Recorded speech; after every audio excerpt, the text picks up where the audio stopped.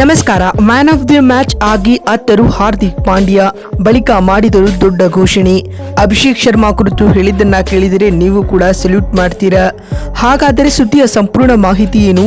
ಅಷ್ಟಕ್ಕೂ ಜಿಂಬಾಬ್ವೆ ವಿರುದ್ಧ ಭಾರತ ಗೆದ್ದ ಬಳಿಕ ಹಾರ್ದಿಕ್ ಪಾಂಡ್ಯ ಹೇಳಿದ್ದೇನು ಗೊತ್ತಾ?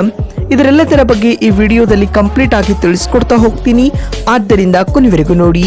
ಆದರೆ ಅದಕ್ಕಿಂತಲೂ ಮುನ್ನ ನೀವು ಕೂಡ ಟೀಮ್ ಇಂಡಿಯಾದ ಅಭಿಮಾನಿಗಳಾಗಿದ್ರೆ ಈ ಕೂಡಲೇ ಈ ವಿಡಿಯೋಗೊಂದು ಲೈಕ್ ಮಾಡಿ ಮತ್ತು ನಮ್ಮ ಚಾನೆಲ್ಗೊಂದು ಸಬ್ಸ್ಕ್ರೈಬ್ ಮಾಡಿ. ಹೌದು, 2026ರ T20 ವಿಶ್ವಕಪ್ನಲ್ಲಿ ಟೀಮ್ ಇಂಡಿಯಾ ಉತ್ತಮ ಪ್ರದರ್ಶನ ನೀಡಿತ್ತಾದರೂ ತಂಡದ ಬ್ಯಾಟಿಂಗ್ ವಿಭಾಗ ಮಾತ್ರ ಆಡಳಿತ ಮಂಡಳಿಯ ದೊಡ್ಡ ತಲೆನೋವಾಗಿತ್ತು.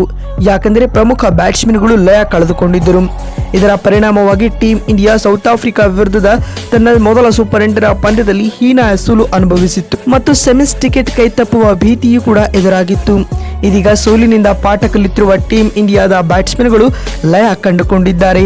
ಜಿಂಬಾಬ್ವೆ ವಿರುದ್ಧದ ಸೂಪರ್ 8ರ ಪಂದ್ಯದಲ್ಲಿ ಬ್ಯಾಟಿಂಗ್ ಮಾಡಿದ ತಂಡದ ಎಲ್ಲ ಬ್ಯಾಟ್ಸ್ಮನ್ಗಳು ಅದ್ಭುತ ಪ್ರದರ್ಶನ ನೀಡಿದ್ದಾರೆ. ಅದರಲ್ಲಿಯೂ ತಂಡದ ಸ್ಟಾರ್ ಆಲ್ರೌಂಡರ್ ಆದಂತಹ ಹಾರ್ದಿಕ್ ಪಾಂಡ್ಯ ಕೇವಲ 23 ಎಸೆತಗಳಲ್ಲಿ ಅಜೇಯ 50 ರನ್ ಸಿಡಿಸುವುದರೊಂದಿಗೆ ತಂಡ ಬಿಗ್ ಟೋಟಲ್ ಕಲಿ ಹಾಕುವಂತೆ ನೋಡಿಕೊಂಡಿದ್ದಾರೆ.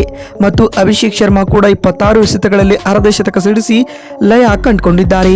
ಹೌದು, ಚೆನ್ನೈನ ಚೇಪಾಕ್ ಸ್ಟೇಡಿಯಂನಲ್ಲಿ ನಡೆದ ಜಿಂಬಾಬ್ವೆ ವಿರುದ್ಧದ ಪಂದ್ಯದಲ್ಲಿ ಟಾಸ್ ಸೋತು ಮೊದಲು ಬ್ಯಾಟಿಂಗ್ ಮಾಡಿದ ಭಾರತ 20 ಓವರ್ಗಳಲ್ಲಿ 4 ವಿಕೆಟ್ ಕಳೆದುಕೊಂಡು 256 ರನ್ ಕಲೆ ಹಾಕಿತು.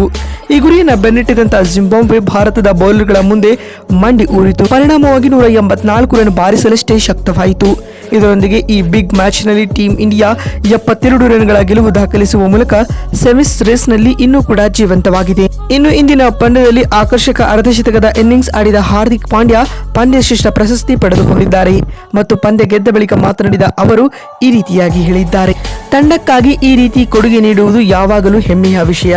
ಪಂದ್ಯದ ಆರಂಭದಿಂದಲೇ ನಮಗೆ ಪಾಸಿಟಿವ್ ಆಗಿರಬೇಕು ಎಂಬ ಸ್ಪಷ್ಟತೆ ಇತ್ತು. ಕೊನೆಯಲ್ಲಿ ನಾನು ಮತ್ತು ತಿಲಕ್ ವರ್ಮಾ ವೇಗವಾಗಿ ರನ್ ಗಳಿಸಲು ನಿರ್ಧರಿಸಿದ್ದೆವು. ಅಭಿಮಾನಿಗಳ ಬೆಂಬಲ ನಮಗೆ ದೊಡ್ಡ ಶಕ್ತಿ ಎಂದು ಹಾರ್ದಿಕ್ ಪಾಂಡ್ಯ ಹೇಳಿದ್ದಾರೆ. ಮತ್ತು ಮಾತು ಮುಂದುವರಿಸಿದ ಅವರು, ನಾನು ಕ್ರೀಸ್ನಲ್ಲಿ ಆರಾಮಾಗಿ ಇರಲು ಬಯಸಿದ್ದೆ. ಚೆಂಡು ಬ್ಯಾಟ್ಗೆ ಸರಿಯಾಗಿ ಬರುತ್ತಿತ್ತು, ಹೀಗಾಗಿ ನನ್ನ ನ್ಯಾಚುರಲ್ ಆಟವನ್ನ ಆಡಿದೆ. ತಂಡಕ್ಕೆ ದೊಡ್ಡ ಮೊತ್ತದ ಅಗತ್ಯವಿತ್ತು, ಅದನ್ನು ತಲುಪಲು ಸಾಧ್ಯವಾದುದು ಖುಷಿ ತಂದಿದೆ ಎಂದು ಪಾಂಡ್ಯ ಹೇಳಿದ್ದಾರೆ. ಮತ್ತು ಮಾತು ಮುಂದುವರಿಸಿದ ಅವರು, ಇದು ನಮಗೆ ಅತ್ಯಂತ ಪ್ರಮುಖವಾದ ಪಂದ್ಯವಾಗಿತ್ತು. ನಾವು ಗೆಲ್ಲಲೇಬೇಕಾದ ಒತ್ತಡದಲ್ಲಿದ್ದೆವು. ಅಂತಹ ಸಂದರ್ಭದಲ್ಲಿ ತಂಡದ ಪರವಾಗಿ ಪ್ರದರ್ಶನ ನೀಡುವುದು ಯಾವಾಗಲೂ ವಿಶೇಷವಾಗಿರುತ್ತೆ ಎಂದು ಹೇಳಿದ್ದಾರೆ.